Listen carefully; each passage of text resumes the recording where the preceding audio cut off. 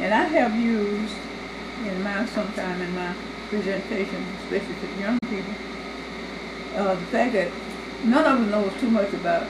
I would not say none of them, because some people know the Bible by verbatim. But some of us don't know too much about the Bible, but we do read the Bible enough to know something about some of the things in the Bible. And we knew that when the children of Israel was in Egypt and was suffering so, they called on God, and God sent them a leader. But before he sent the leader, he called the leader and qualified him. Called him by a burning bush, and the bush was being burning, but it wasn't consumed. And when that bush wasn't consumed, and God called Moses, and he said, Moses, Moses, go down in Egypt and tell old Pharaoh to let my people go. Martin Luther King didn't see a burning bush, but he did hear God call him and tell him, Martin, go down in the South and tell the leaders to cut out this segregation and discrimination and let my people go. Well, Martin heard the call. He answered the call. He became the leader. And that is why the Montgomery Improvement Association was organized around the fact that Rosa Parks was rescued, and everything that came about from water fountains, jobs, housing, anything that was segregated came under the integration fight that we had, and we had to go for it.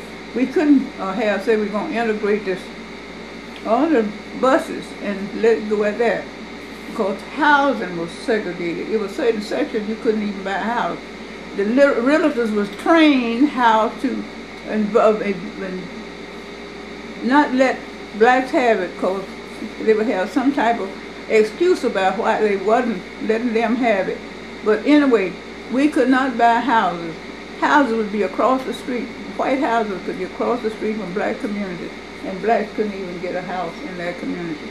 So all of these things came about because of the fact that Rosa Parks refused to give up her seat on the bus on December the 1st, 1955. And from that day to this day, we have been struggling and trying to do what we could to right the wrong that had been done to people for so many times. When Martin was asked to take it, he didn't so voluntarily take it to be the president.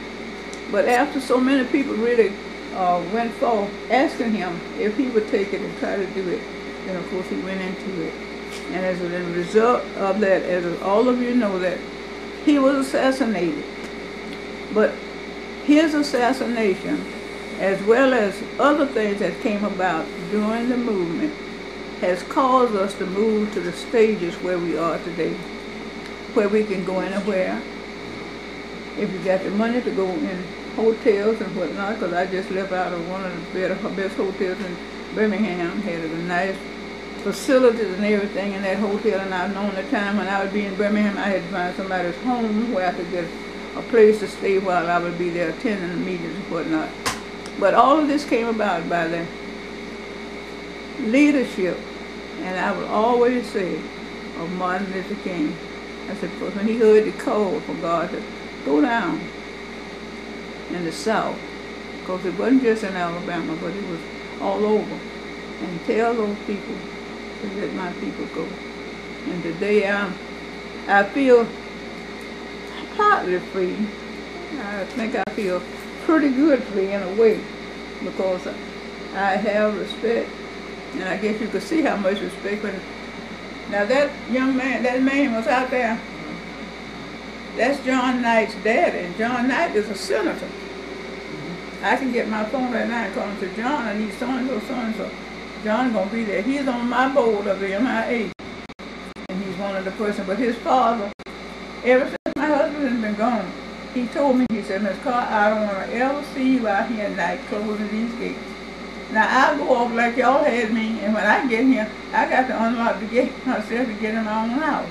Because my neighbor across the street, they're going to see to it that the gates are fastened. And thing, I mean, I have had to, and I have been blessed. And I guess you can see by what happened with just out there at that moment. When we drove up, honey, they start coming. See, you know, who's coming to see Miss Carr?